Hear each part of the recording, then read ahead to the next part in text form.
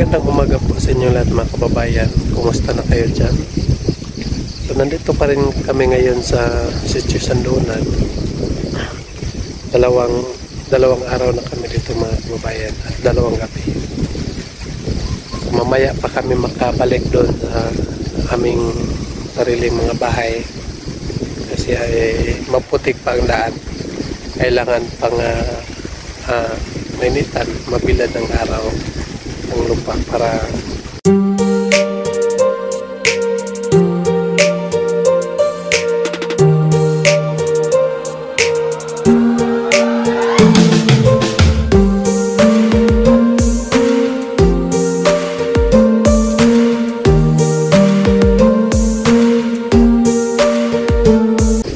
hindi masyado maputik ang daan.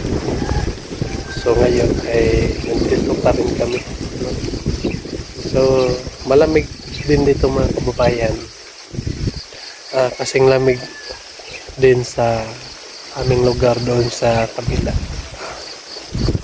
ng bundok. So ito Sandonan at ano lang, malapit lang yung aming lugar doon sa likod. So pag maglalakad ka lang dito, abutan ka ng 5 oras. Makamtan mo na yung bukirin namin, yung lugar namin doon sa Sitio Malambo. Dito ay maganda din tirahan dito, lalo na pag sanay ka sa bukid. Kasi yung mga lupa dito ay magaganda rin, matataba yung mga lupa dito kahit walang abono. Kapag maganda lang yung pag-alaga mo, walang mga damo, so ano ang mais, maganda yung mais tumubo.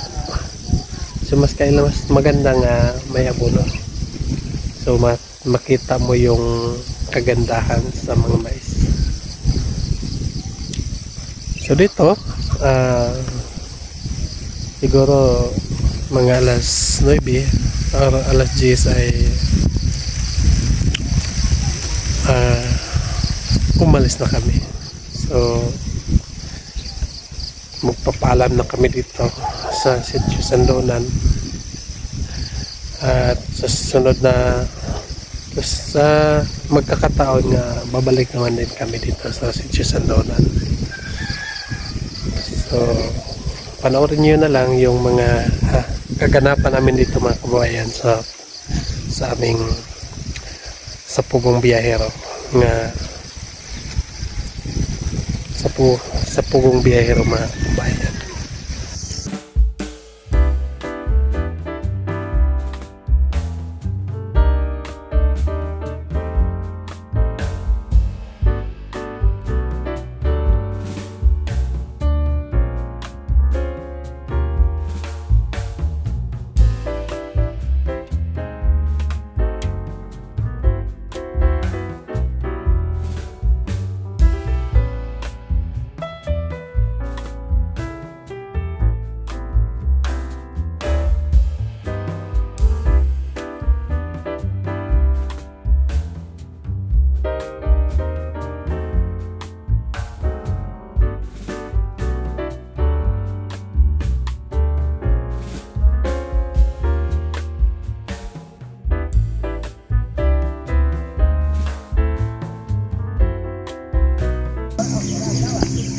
Ito yung ginagamit namin pag tanggal ng solar, kasi wala nakadala si Peter Paul sa mga kagamitan, kaya kami ay naghanap doon kung sino ang may gamit, may mga place. So ngayon isawi ko na doon sa may-ari. Mabuti na lang ay mabait din yung may-ari, pagbigyan nila kami. Kaya mas salam. May nakasayo, bibit-bit na to. Wala kahit kuwara, tours. Kala ko baka bade. Salamat ah. Mamukha-mukha na sila katalag kayo nung pero maayuhan kay kon. Tagbo ko yung goto ba? Yun sa ano sa Sandonan. Kasi maputik pa yung daan at kailangan nga patuyuin pa namin at para dumadaan kami nga hindi na putik. So siguro mga maya-maya na kami alis tanghali. So nandito muna ako ngayon. So meron nagsabi sa akin nga meron akong mga kamag-anak dito sa Sandonan. So kaya ay pinuntahan ko dito. So nandito pala yung mga kamag-anak namin dito sa Sandonan. So samahan nyo na lang ako mga kababayan sa pagpunta doon sa kanila. So tingnan ko lang yung mga sitwasyon nila dito mga kababayan. Kahit nga wala akong may katulong sa kanila ngayon kasi hindi ko alam nga ganito pala. So sabihan ko na lang sila nga babalik na lang ako kapag itugot pa sa Panginoon na makabalik kami dito. So sabayan niyo na lang ako mga kababayan sa pagpunta doon sa mga kamag-anak namin doon sa isang kubo.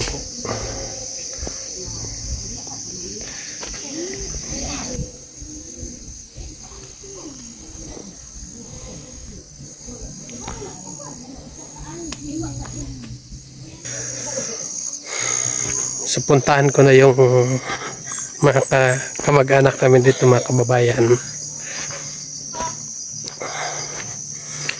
Kasi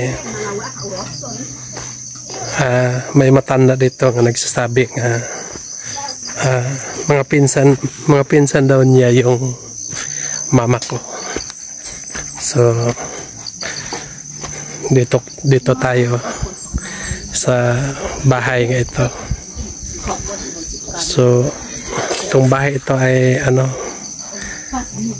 dito sa kilid ng bundok. So kapag umuulan, yung malakas yung ulan ay yung tubig ay dumaloy dito sa kanilang tahanan. So siguro pag marami yung malakas yung ulan ay hindi maayos ang kanilang pagtulog, no? Kasi maramdaman nila kapag ano ang mangyari sa kanila ay kapag gumuho yung lupa. So ito na ang mangyari nga maano sila matabunan ng lupa. So kaya ay dapat ito ay ilipat itong bahay nila kung saan ang mas maganda nga malayo ng peligro. So pasok ako mga kababayan sa bahay. So nag-isa lang ako dito kasi iniwan ko lang si Petra doon. Baka sabihan naman niya ako nga baka nababaliw na si dito. Nag-isa lang nagsisilita. So ako ay nandito. Pasok na ako. Hello. Magandang umaga po sa inyong lahat. Magandang umaga rin. Ay, meron palang mga ano dyan, mga dalaga.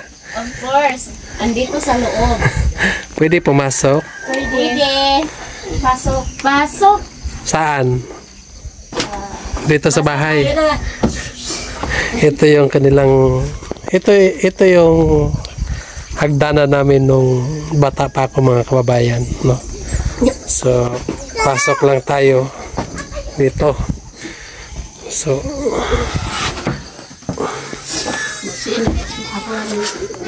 kumusta? Okay na. Okay ah. Kumusta ka, Apo? Mamaupi man dia sini to bahay ko. Ito yung kanyang anak. Yes.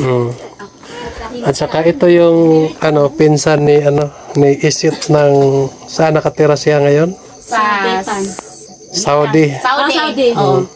Eh mo siya? Kumustahin kasi Hi guys! Kumusta? lagi siya nanonood ng vlog natin.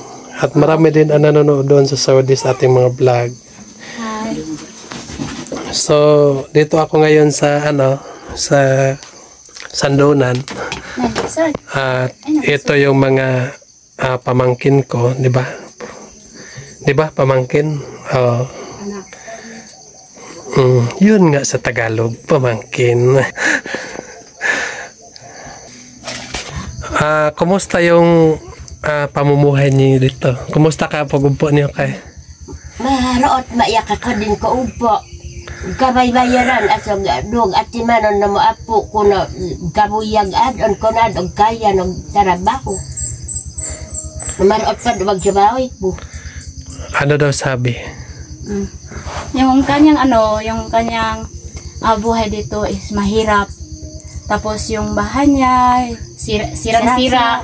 Tapos meron pa siyang 3 apo na kanyang pinag-aral dito sa Dato Lamanta Integrated School.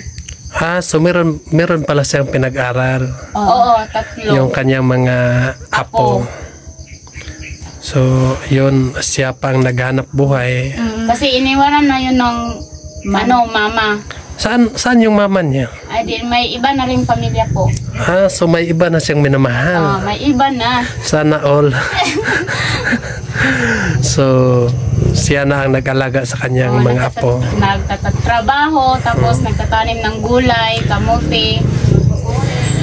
So, mabuti ay kaya pa niya punta ng sakahan. Kahit hindi na kaya, pero kinakaya para lang sa kanyang apo. Kaysa magutom naman. So, siguro ito si, ilang taon na to si Lola ngayon? 71. 74. 74. 74. So, kahit 74 na siya ay kaya pa niya maghanap buhay doon sa sakahan. So, nakita ko kanina dito ay parang malalim yung mga bukid dito, mga bundok, mga So, kaya pa niyang umakyat. Dulog gani. So, ganito lang kasi yung buhay natin nga katutubo. Mahirap talaga atong balihon. Talaga. Good. Sa pagsabitay ko. Na. Is good rin is. So ganito lang talaga yung buhay namin mga kabayan. Minsan nung una, naisip ko nga akala ko wala nang pagbabago sa buhay ko. Pero meron din palang ginamit ng Panginoon ng isang tao nga para matulungan ako. So nung una, mahirap ang buhay, di ba? At ganito lang din. Minsan araw-araw ay umuul-ul tayo ng kamote, di ba? Laging nagkakain ng kamote at saka yung mga saging, balanghoy. Pero yung una kasi, marunong kasi ako. At marunong ako sa buhay. Kapag kakain ako ng kamote, hindi ko na isalihan ng kamuting kahoy. Kasi kapag kakain ako ng kamuting kahoy, yun, sumasakit ang tiyan ko. Dahil yung kahoy siguro ay baka hindi mahilis. So dapat daw kapag kain ka ng kamote lang, wag mong haluan ng kahoy. Pero mahirap, no? Pero okay naman. So, 'di ba? Tingnan natin yung mga hayop doon sa bukid, yung mga unggoy. Ang mga unggoy, 'di ba? Kahit malalim pa ang malaglagan nila pero hindi mabalik sila. Kaya yung kinain nila ay mga mga saging lang. Pero sa atin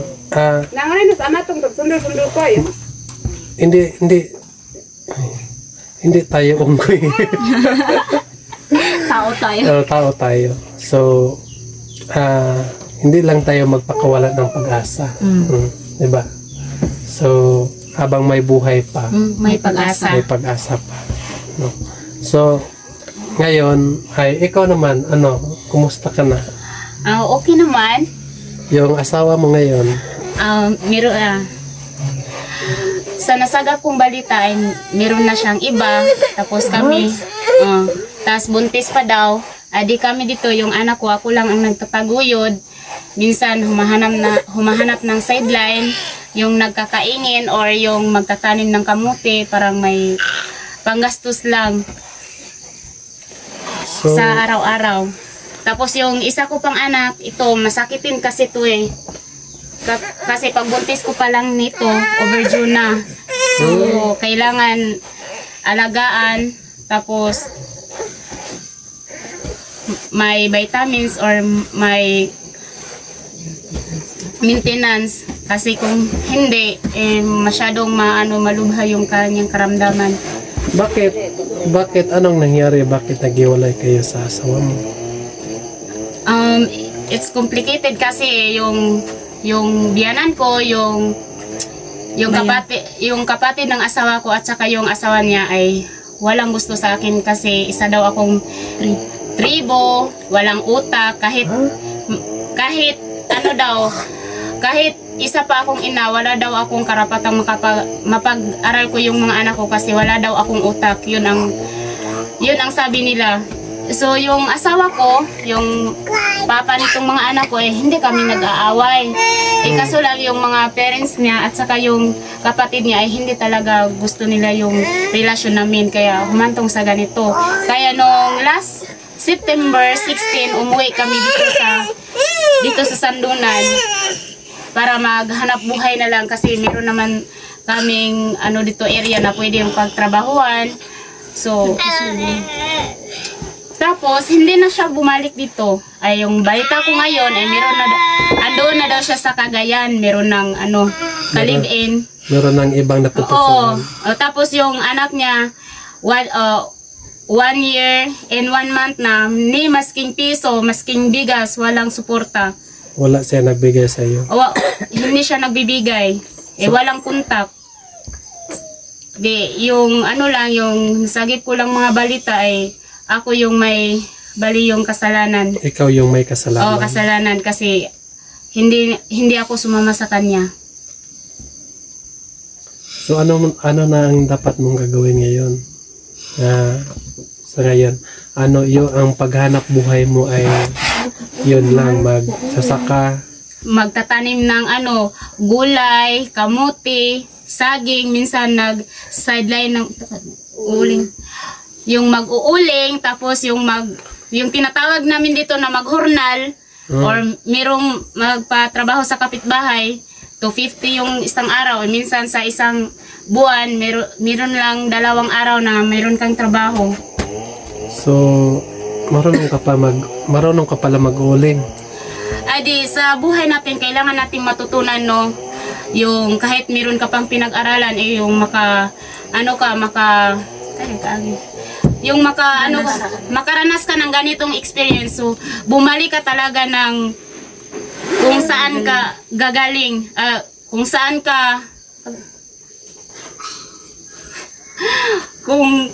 ka maging malakas para lang sa mga anak mo na kaya mong patunayan sa buong mundo sa mga taong nanglait sa iyo na kahit sa hirap ng buhay, kahit nilalait kanila, basta lang yung mga anak ko, wag lang mawala sa akin kasi sila yung buhay ko.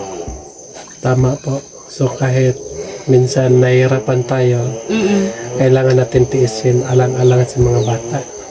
So mahirap, no? So ako din nung una, bata pa ako noon, mahirap. So ako yung nag-aalaga ng mama ko. So araw-araw ako doon sa sakaan, maghanap buhay. So alam naman natin kung anong hanap buhay natin, ano ang mga pagkain natin nga hinahanap. So kamuti lang, no? So mahirap kasi mahirap ang buhay natin. So ang hindi ko lang matanggap kapag merong taong magsasabing walang utak, di ba? So hindi naman tayo walang utak, di ba? Siguro, meron lang tayong pagkakamali kasi tayo ay tao lang. Pero hindi lang tayo sabihan walang utak. So, masakit yan sa, lalo na tayo nga katutubo, di ba? So, ano ang plano mo sa asawa mo ngayon? Hayaan mo na lang siya nga nagmahal ng iba? Oo, kasi sa buhay nating mga tao, kailangan tayo magpatawad, magpabigay at magparaya. Sa aming dalawa, pinapalaya ko na siya, pero sa aming mga anak, hindi pwede. Kailangan siya magsustinto kasi mga anak niya to. Sa akin, okay na, pero sa mga anak ko, hindi pwede. So, yun ang payo mo, yun ang gusto mo. So, sana po yung makita sa asawa mo itong video natin, na sana po ay makaramdam siya ng konsensya, nga sana matulungan niyo yung anak mo, at saka mabigyan nga, kahit hindi naman siya nagsasabi nga ilan yung ibigay mo, di ba? Basta meron lang. So, basta tayo tatay ay maghanap tayo ng paraan nga para makabigay. Karapatan naman yan ng magsuporta sa mga bata kasi hindi naman kami nag-away. Tama. So, ngayon, itong bahay, kanina, balay na si imuhan ng balay. May magkabaway ko. So, ito yung bahay ng kanilang lola. So, ito kasi lola namin to. Lola namin, mama, tapos lola, tapos kapatid ko. So, tapos ito, bunso ko. Di ba yung mga kapatid niya saan ngayon? Isa sa 26. Sa 26, nandoon sa Sitio Butay. Oo. Doon sa Butay. Daddy. So, tatlo sila. Tatlo na lang silang buhay. So, yung Hindi pa namamatay. yung kapatid niya ay nandoon din sa amin sa 26 kasi yun din ang asawa pa nung lolo ko nung una, yung kanyang kapatid. So, pwede ko yan puntahan para makita din, kapag manonood sila ng vlog at makita din niya yung kanyang kapatid doon sa amin sa 26. Pero yung kapatid niya, mas matanda na yung kapatid niya kaysa kanya. Dahil siguro ito yung pinaka-bunso. So kaya ay hindi pa siya masyadong matanda. So kahit matanda na siya pero maghanap buhay pa rin siya. So hindi ako promise sa inyo, babalik lang ako dito. Kapag ano lang ang madala ko, yun lang ang Salamat, ngayon na. so kapag ang madala ko ay itlog ko lang, Ay, hindi na yan pwede. yun na lang ang lulutuin natin, ibisahin. So ang ako lang, babalik ako dito dahil nagkamit tayo nga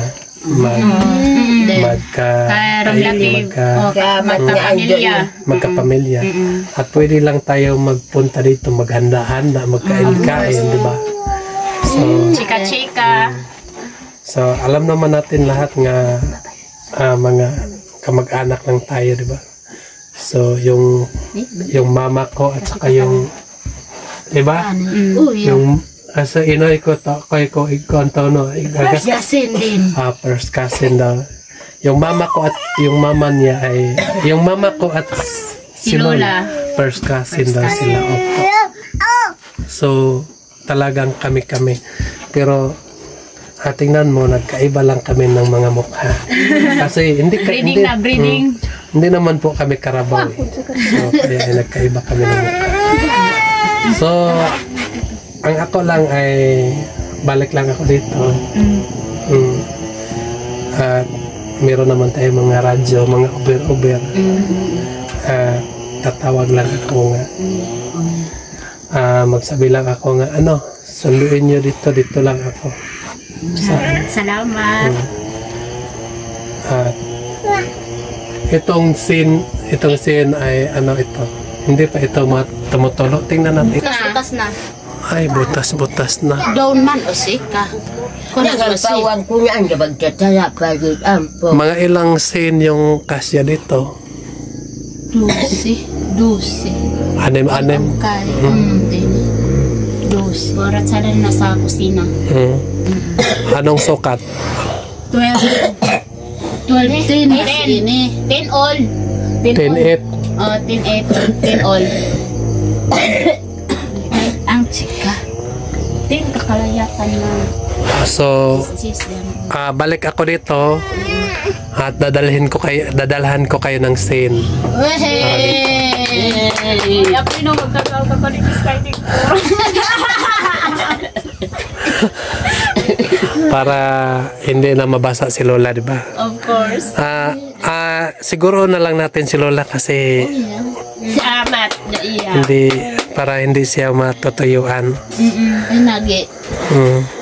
Tapos yung mga tingnan mo yung bahay ni Lola, walang masyadong gamit, walang maayos na kusina, walang gamit, tapos yung mga kumutila, banig. Sige lang po, okay lang maghanap doon at magdadala lang ako dito para sa kanya. So, Pasalamat ka, ina. Pasalamat ka. iya kung katuman sa oyo unahan lang natin si Lola kasi kinakailangan kasi niya eh. So, tayo ay mas malakas pa. Sahulin lang tayo kapag meron pang matitira. Mag-aantay na lang tayo. At sana po, sana ay kapag dumating ang panahon, pagkataon nga bigyan ka pa ng pagkakataon nga maka-asawa muli, ay sana ay mahanap mo yung lalaki nga karapat dapat magmahal, di ba? Mahirap kasi kung ganun eh, di ba?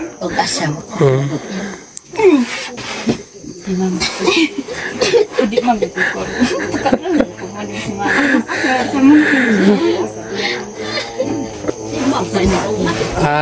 So yun lang siguro mga kababayan. Maraming salamat po sa lahat nanonood at dito ako ngayon at nag-promise ako sa kanila nga kay Lola babalik ako dito at bigyan ko sila ng scene para hindi na siya matuyuan. At hindi lang ako dahil yun lang siguro ang makaya ng puso ko. So at magdala lang ako dito ng para utuhan namin para hindi kami magutom. Madali naman, diretso naman ito, langkatin ito, diretso na. So maraming salamat po sa lahat na nanonood at sana po ay masaya kayo dyan palagi. Kami ay uuli na kami doon sa aming sariling tahanan at magbulag-bulag na kami nila Sir Paul dahil kami ay nagsama-sama ngayon. At mag-ingat kayo dyan palagi. Maraming salamat po. Bye-bye! Bye, viewers! Salamat.